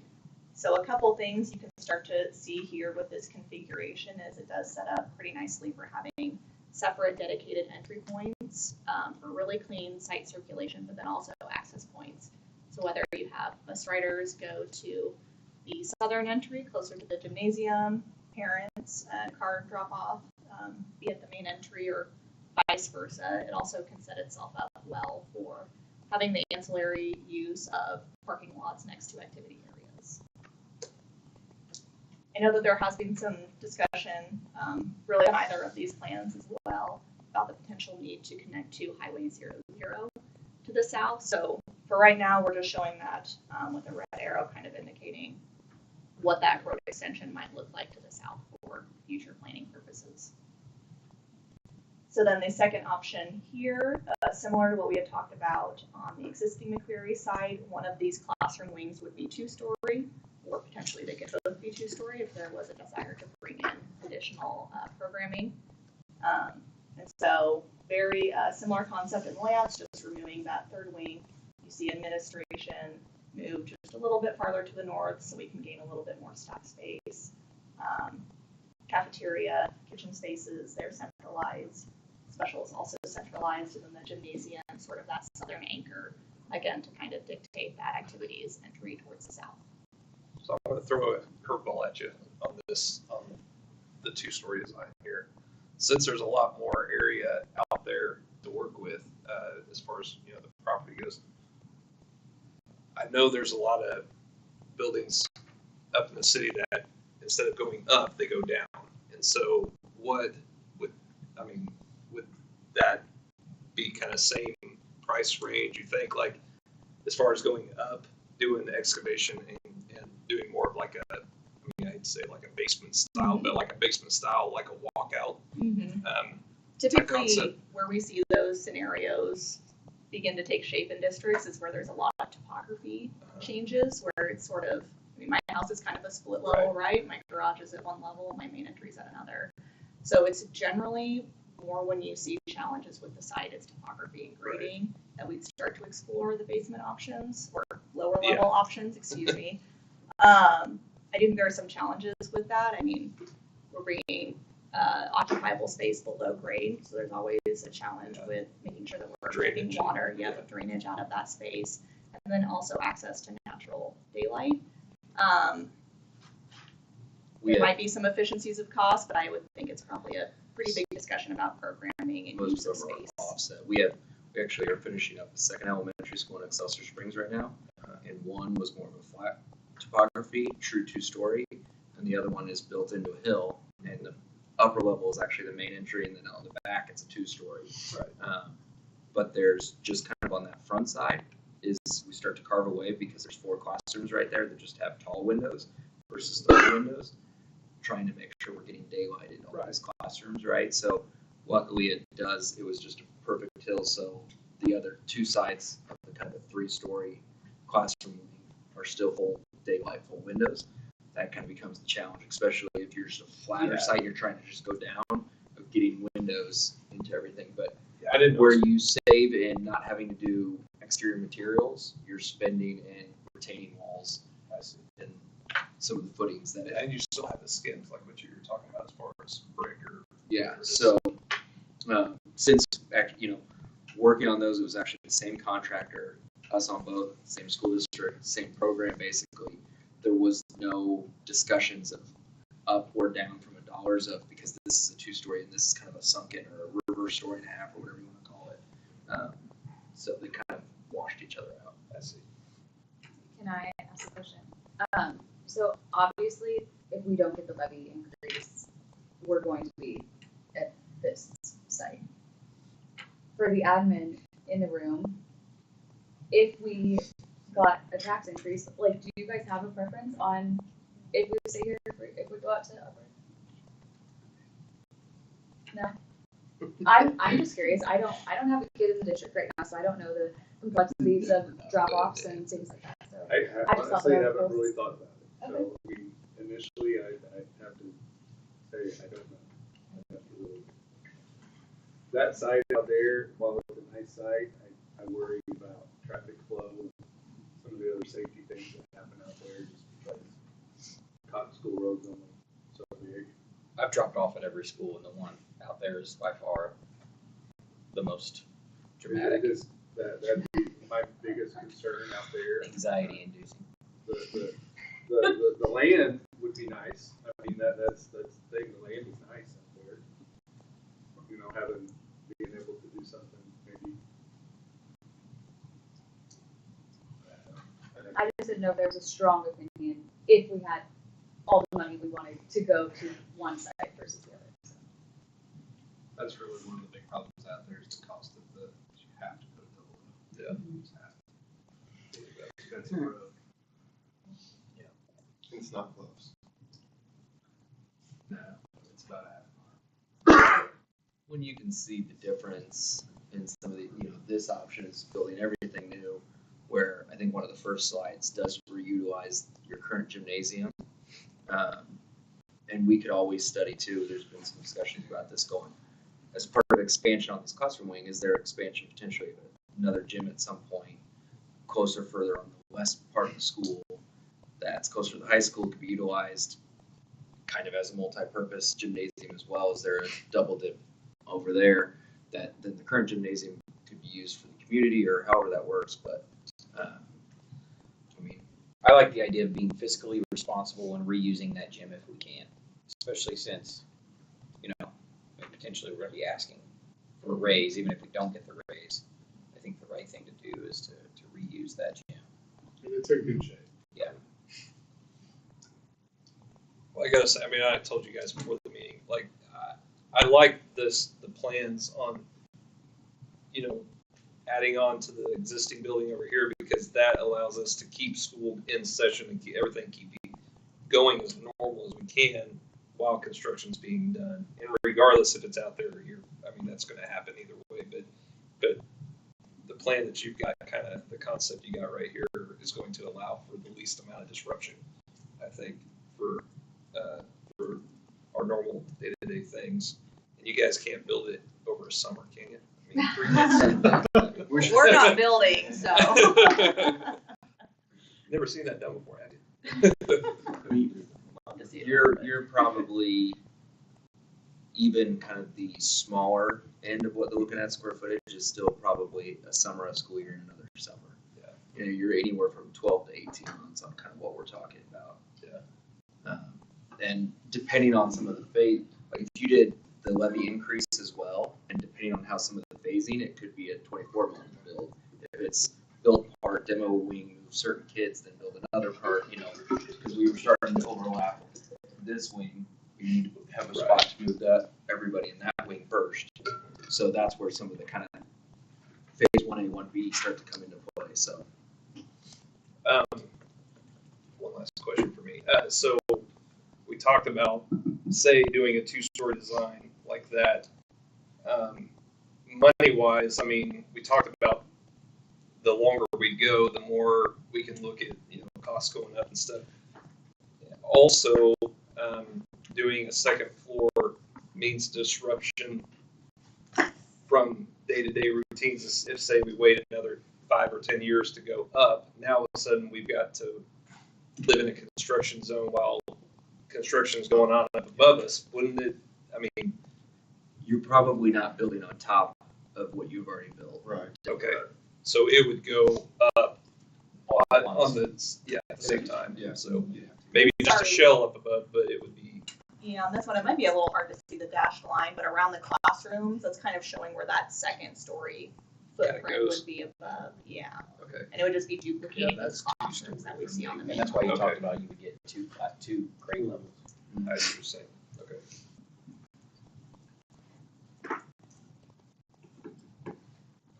Do we have any prelim costs on that road extension to below?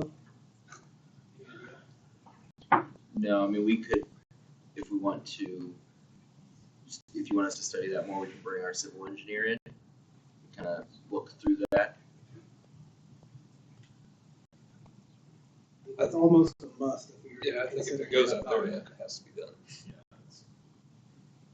There seem to be enough other challenges at that site, both with economies as well as just the current traffic flow out there, that being able to reuse this gym, I felt like maybe this is where it seemed to be going, but we can certainly study it too. I'm just thinking beyond the quarry. Oh, sure. And what it means to have your elementary at one site, elementary age at one site, your middle school and your high school, with the field, what we do with this building later keeps us from doing a whole new state, you know. I get you guys just to know. Yeah. That we've got, understand what it would be to go out there. We'll get you that information. Get you a rough number.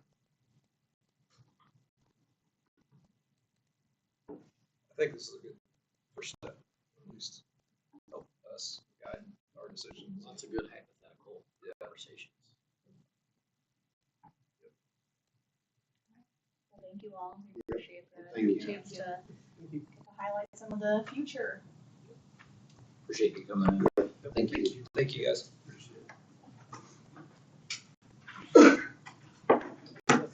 Next steps with this topic, John. I feel like there's a lot of work, some direction that needs to be provided on the board as far as where we head with the survey in January as suggested. I think the board, we really need to start getting some community input on this. What's the best way for us to? Well, probably just start to put, this information now is out there, for anyone that's watching the board meeting, but just start pumping this information out, scheduling some time to have some community members that are interested to come in and, being very intentional about engaging some community members that can help spread the word about these meetings. And Brian, previously when you guys have done this, how have you done it? Did you have like a meeting where people can just come in and talk? Or? Yeah, we put a group together of community members. And they were involved with us. I mean, probably one of them, went around to all the different community groups and we presented. Problem is, like Chad said, we weren't getting very many people showing up. I'd rather see a focused from our schools and administrators, bring in some families, some community members that we can rely on, offer some good input. Well, I agree with you. I'm just going to throw this out. I'm 100% for this, but we need to pass an ISEP. What we're going to do over there with the money on the no raise levy is partially do something. Is just barely get the bones down. That's all we can afford. And that's all we'll be able to afford until we do something else. That's right. There's a lot of other items that are already have tabled because we don't. I agree. So we really need to pass a levy to do this. And another thing that bothers me, if we do this, we're going to handcuff ourselves if we would have to pass a no raise levy. I mean, we're using every dollar we have for years, aren't we, John? Pretty much. 29, is the first opportunity that you could do another no tax increase, 28 or 29, another no tax increase for $4 million. So within a few years, you would have the availability of $4 million. Our district needs this, and we have got along. He said it earlier, and he didn't even know what he said about it. Or as Terry Thompson said, you can only keep passing a levy for so long. And but we haven't asked for a raise, and we need it. Look how everybody's living right now. What it's costing us to live. And I think the community would support it, but we have to get it out there. We can't just stand back, and that's why I think we need to get a committee together. We need to get some people in the community that aren't involved in the school district. We get the message out here. It's getting it out there.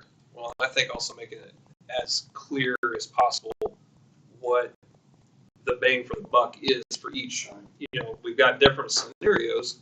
Well, you know, if we can put it out there where this is what you get with this scenario, this is what you get with this scenario, and we can put it out there, whether it's on our website, on social media, I mean, make it easily attainable even by the general public. But include the timelines and say, yeah, this is increase, this is what's going to be, and this is the timeline it's going to take. I mean, just make it as plain and simple as we possibly can for people to understand. Because I mean, I'm not the best with the whole financial thing, but if it's laid out, you know, and this is what it is, this is how much it's going to cost, it's pretty easy to understand. Honestly, talk to them about what their vision of the next step is with the things that we've said here, because they do this all the time too. Part of that is obviously the exterior renderings, but it's also more specifics instead of 5 different options. Well, here's option A of a no tax increase. This is what you get. Here's option B of a no tax increase plus the capital levy, and this is what you get. So it's basically 2 pictures and the associated schematics that go along with the timeline. I think it'd be fun. Timelines. There's also a thing talking about the 90%, what that means for the no tax. 90 cents. And 90 cents, and how we can use dollars that come in additionally. Because it's not, this is focused on the query, but with the 90 cent, it affords us the ability to do other things. Could, not guaranteed. Doesn't guarantee it, but there's other. If it could, we want to have that laid out and say this is what. If I've got children that are no longer in elementary school, I don't care what's going on there. But there's other things district-wide that we can make improvements with. 90 cents gives us. Or it frees us up from having to do a transfer to fund source so that we could increase teacher salaries. Or other things like you're talking about. Yeah, I'm willing to do whatever. If we think that we need to have some sort of put together a committee, if we need to have a work session, tell me. Whatever, I'll make it happen. Let me work on this. I don't know. He's taking notes, and so am I. We'll have something. And possibly have, you know, maybe have a work session before the November meeting. As I said, we are getting close, so I think that we should try to do something as soon as possible. Is going to be very, very hard. Yeah, I mean, personally, I think this is something that's going to take next January, not this January, before we get it on a ballot. But well, I want to do it right, like he said. Like I think said, there needs to be a lot more. People need to know. People need to know exactly. Have it laid out and say this is it. This is right here in front of you. This is exactly what the plan is.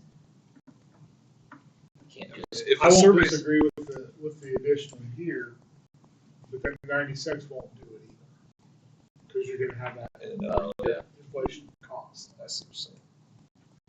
So then what are you looking at? 95, 93? I don't know, but I mean, like I said, based on the survey, it just seems like right now there's not enough information out there for people to get behind it. Agreed.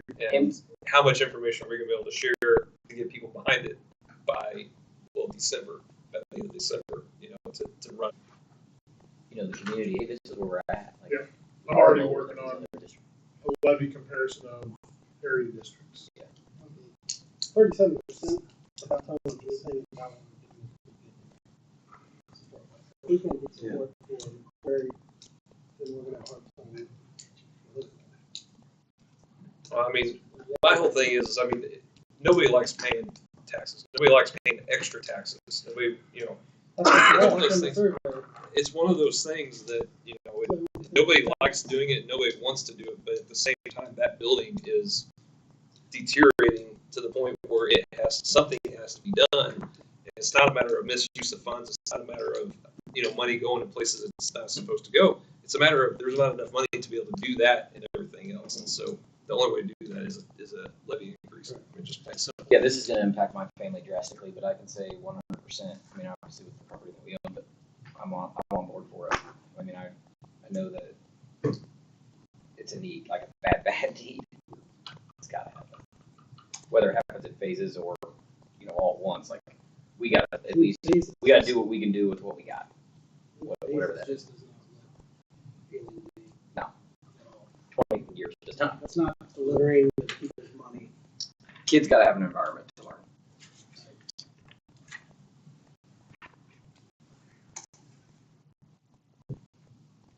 So you'll get back to us on kind of some next steps with the community piece. Okay. Or what you would suggest. Okay. Anything else on that hot topic? We'll move on to some other things. No? Okay. Property liability insurance. Actually, we skipped health insurance. Oh, I'm sorry, health insurance. Yeah, he is. I'll do that. Every other one. The Missouri Educators Trust Insurance Consortium that we're a part of was recently notified that the contract with Anthem and Mercy is set to expire December 31st. If an agreement is not reached by January 1st, Mercy will no longer be a part of the Anthem network. The impact of our employees would only be if they saw a Mercy facility or provider outside of the Blue Cross Blue Shield of Kansas City network. While they are an arm of Anthem, it's a separate contract. So I did ask for the consortium to do an impact report of our covered people with the district. There were 2 claims last year that would not have been covered. One was a doctor's visit in Willard, and one was a doctor's visit in West Plains, which are both, when you get down south, Missouri, Mercy and Anthem, they don't have Blue Cross Blue Shield down there, they have Anthem. And so they are very separate when you get down Joplin, Springfield, all the way across to Cape Girardeau. So the impact here will be very minimal up north for all the schools in the consortium up north. But if you start to hear some of those things, we've had a couple questions from employees, but I've explained that to them. We should have the only impact we will have is if someone is out of town and they have to go to an Anthem provider, that would then be considered out of network. Have you shared this information with the district employees? Well, just now, I mean, sure. yeah. An email has gone out, but it hasn't, and so we've received some questions back. But there's more information that's getting ready to go out. Anthem is getting ready to send out a mailer to the homes of every covered person, which will include. So that's why I wanted to make sure and get in front of this for our people, because while Blue Cross Blue Shield is a part of Anthem, it's a separate contract up north. Yeah, I'm saying it may be all for naught if they come to some sort of agreement. But yeah, and they're working on it. I know that they're working on an agreement, but at this point they don't have it.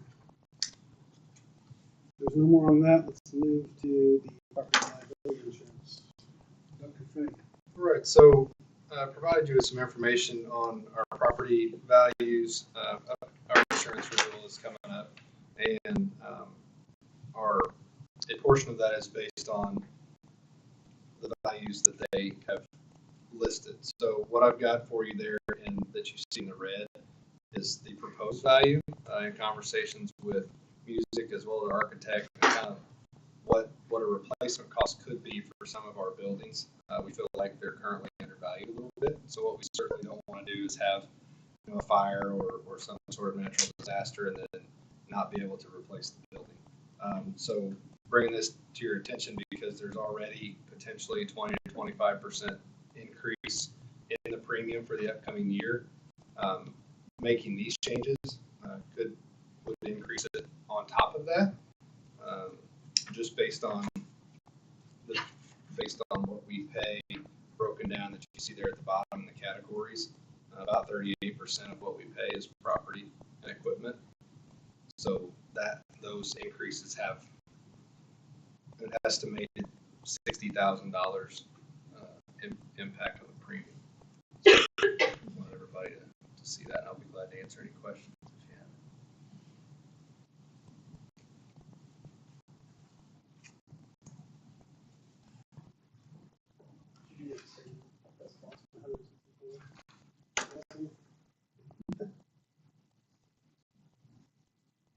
I don't have any questions. I'm glad we caught it.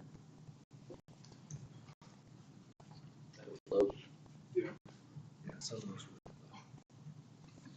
Central office was low. We lowered, yeah, we lowered, we didn't raise all of them. We did look to decrease where we could. Yep. Okay. There's nothing on that. We will move on to the district safety plan. So included in your packet was safety plan.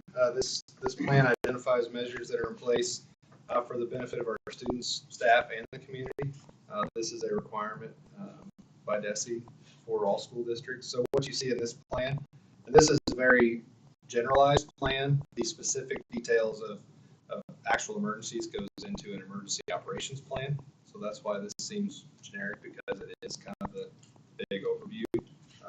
But in there, there's preventative measures that we take, risk assessments, emergency response procedures, how we communicate, training and professional development, support services that we offer to students, parent and community engagement, and then evaluation and revision of the plan.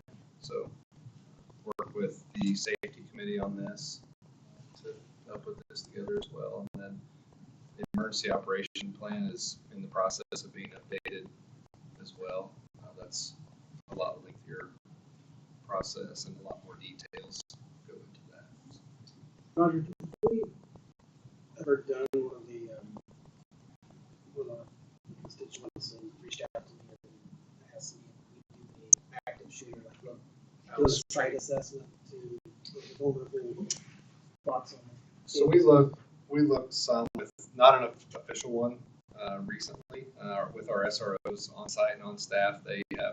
They communicate with us on, hey, let's look at this, or we noticed this, and so I mean they're always evaluating the site. That is something that the Center for Education Safety offers those types of services, and I'm going to a workshop with them the first part of December to talk about the emergency operation planning process and some of those procedures. But that's certainly something they will come and do. Some of that hazard assessment.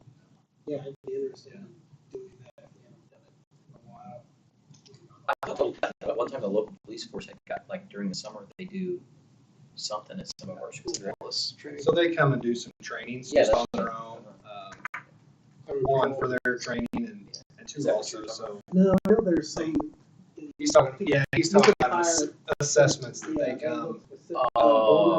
Threat assessments and hazard mitigation assessment. They come and take notes on. Let us know if there are any potential problems that they see. Yep. I see. This is a new document. This is a new document. It is. Okay.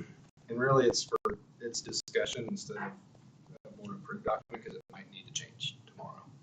You know, if something were to happen, or we notice something that we think, oh, we need to change that. But we need to change it. So how often will you then revisit this? It's something we'll have in front of us, like with safety committee. We meet several times throughout the year, the safety committee, but just the things that are in there won't change. Need to change a lot very often. Thank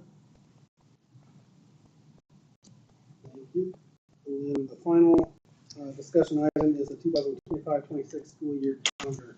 Yeah, in an effort to get more staff involvement in the development of the school calendar, we're going to send out a blank calendar along with the calendar guidelines that we have to follow and allow staff to develop a calendar that would be within those guidelines and submit it back to us. Once we receive all the feedback, we would compile the results and build the most common responses into two options for staff members, with the intention to have those two options for the board to review in November. We would then, beyond that, put those out for the staff members to vote on, and then bring back in December first reading of the calendar as well as January as second reading.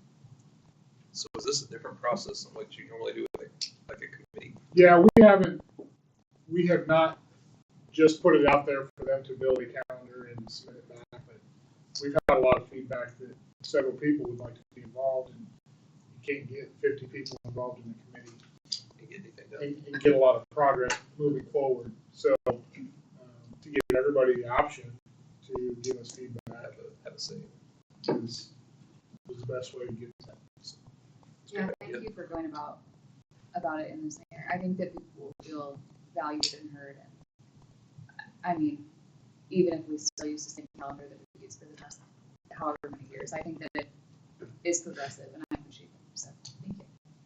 it won't go out. I'm going to roll this out to my advisory committee tomorrow, and then it will go out right after that. Because they'll get a lot of questions. For sure.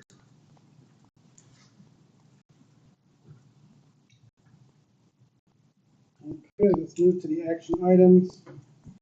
Board policy F-115-P. Yeah, this is on budget, and this was presented last month as the first reading. The change was to set the fund reserve balance at 20%. Make a motion to approve board policy as presented. Second. Motion and a second, all in favor? Motion carries. Next is the revised district assessment plan.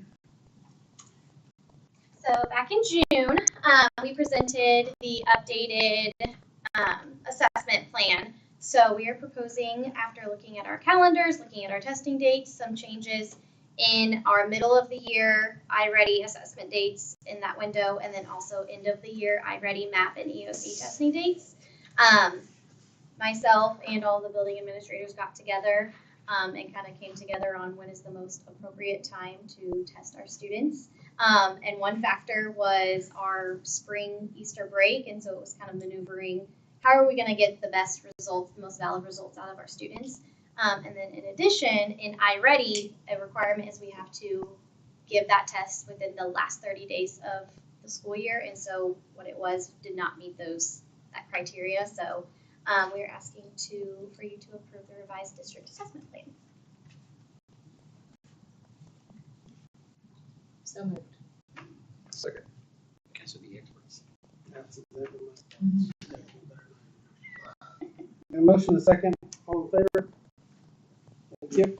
You're a trooper for sticking around for that. Hey, learned a lot. Cat's like, she's staying. Do I get to go too? State liability insurance. Yeah. STEM intervention land education grant. Yes, so Kat and I got an email from Invention Land and apply for this grant. So we were just like, oh my goodness, like STEM, STEAM, that's what we're into. Students presented on it. So we are asking for approval to apply for this grant. There are different areas that a school district can apply for on a specific need, but if we choose to apply for this grant, all of the resources would be towards our STEM and or STEAM programs, just to grow it and get resources to just grow it across the district. Yeah. Can't support that. Yeah, I can't motion, but. I'll make a motion. I'll make a motion. One other thing before you vote. We did realize, and I was incorrect in there, there is cost associated with it, but it's not out of line with anything else that we would, if we were to try to implement a program similar. So there would be costs, but we can work through all those things. We had a conference call with them today to just ask more further questions, since there were various things that we can select to use funds for.